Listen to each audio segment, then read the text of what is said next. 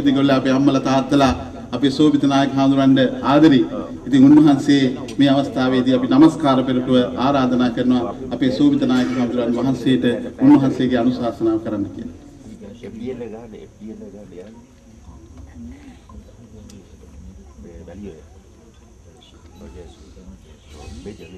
ගල්කටුතු අටමස්ථානාධිපති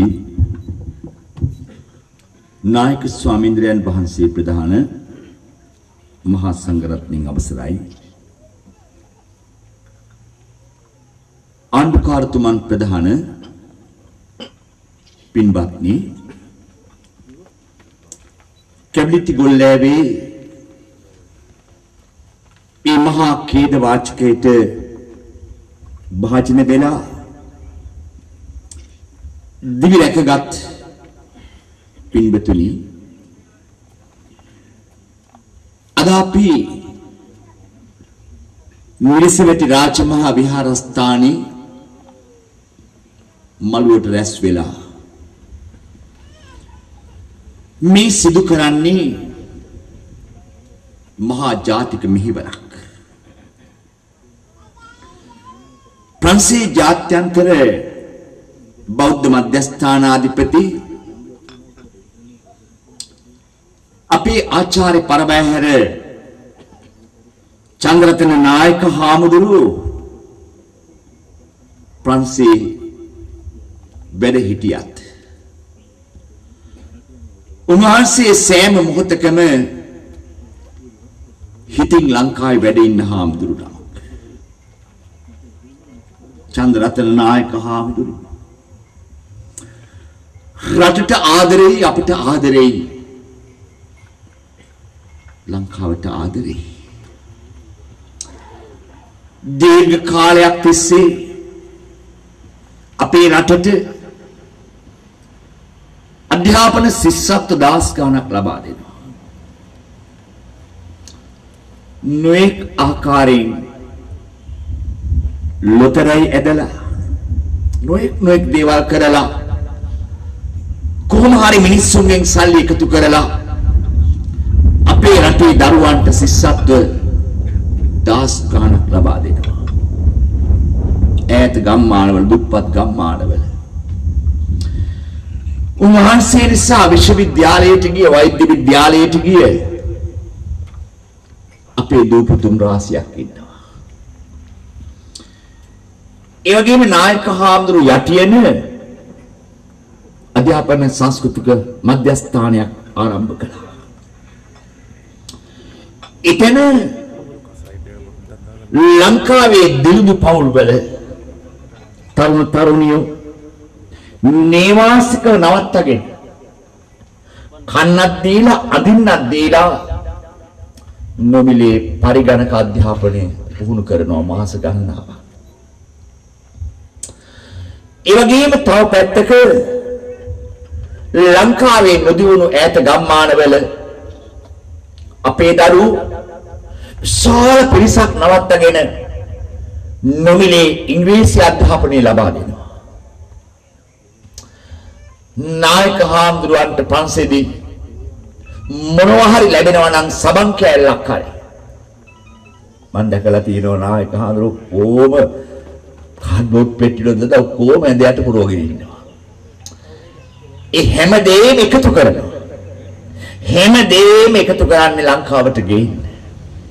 හම්බ වෙන දේවල් එකතු කරලා හැම දෙයක්ම ලංකාවට අරගෙන ඇවිල්ලා හරියට මේ තාත්තා කෙනෙක් කලකින් ලංකාවේ දරුවෝ බලන් ඉනවා වගේ. ඔක්කොම එකතු කරගෙන ඇවිල්ලා බෙදනවා. ඒ නිසා අපේ පරවාහැර චන්ද්‍රරතන නායක හාමුදුරුවෝ කියන්නේ රටට ආදරේ අපට ආදරේ මහා සම්පතක්. සුනාමි ආපු වෙලාවේ උන්වහන්සේ ලංකාවට කොයි වෙලේද විපතක් වෙන්නේ ඒ හැම වෙලෙම එවෙලෙම ක්‍රියාත්මක වෙනවා.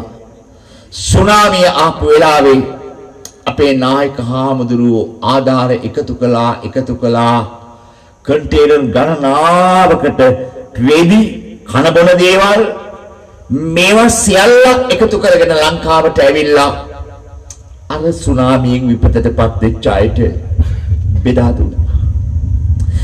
ඒ මිනිසුන්ට ගෙවල් හදා දුන්නා. ඒ නිසා කැබිලිති කොල්ලෑවේ මේ මහා ඛේද වාචකයේදී අපේ නායක හාමුදුරුවෝ කම්පාවටපත් වුණා. උන්වහන්සේ කල්පනා කළා 67 දෙනෙක් මැරුණා.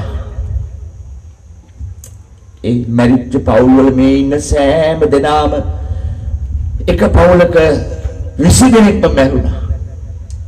සමහර පවුල් වල ඔක්කොම මැරුණා.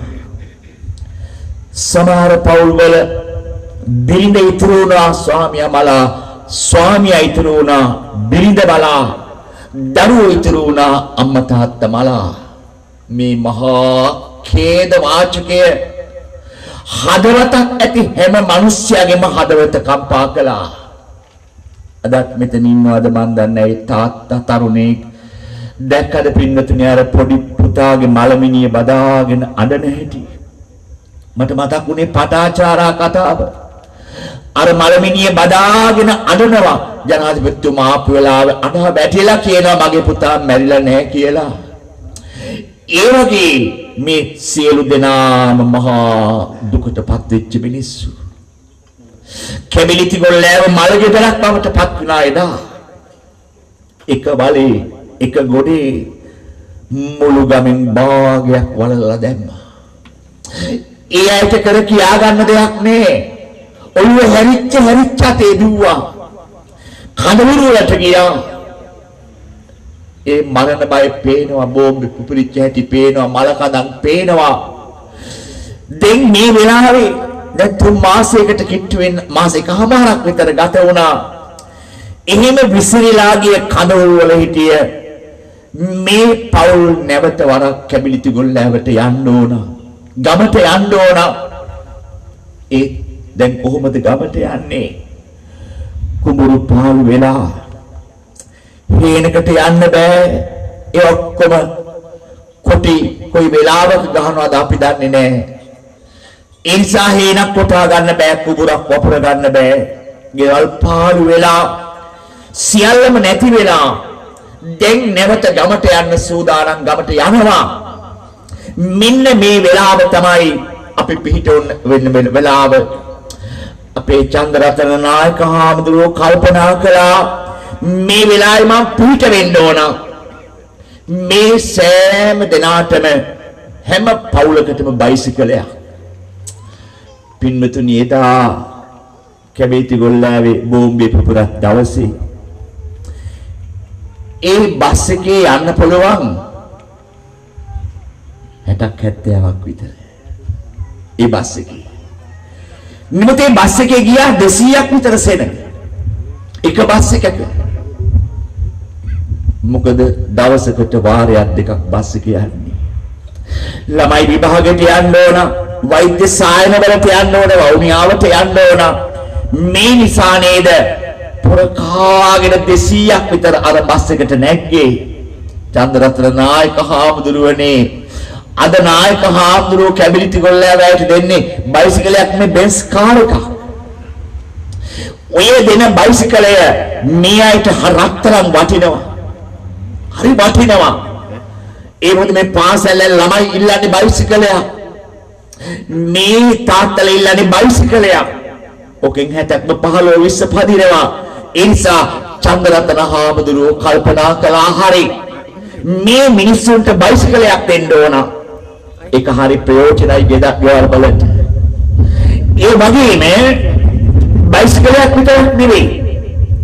දැන් ගෙදර පාළු වෙලා, ගම පාළු වෙලා, කුඹුරු පාළු වෙලා, පේන් පාළු වෙලා මිනිස්සුන් කොහොමද බඩගින්නේ ජීවත් වෙන්නේ? ඒ නිසා වේලක් ඇරවත් වේලක් කන්නට අපි උදව් කරන්න ඕන. චන්ද්‍රරත්න නායක හාමුදුරුවනේ මේ ඉන්නේ කැබිලිති ගොල්ලෑවේ ඔක්කොම අපේ දායකයෝ.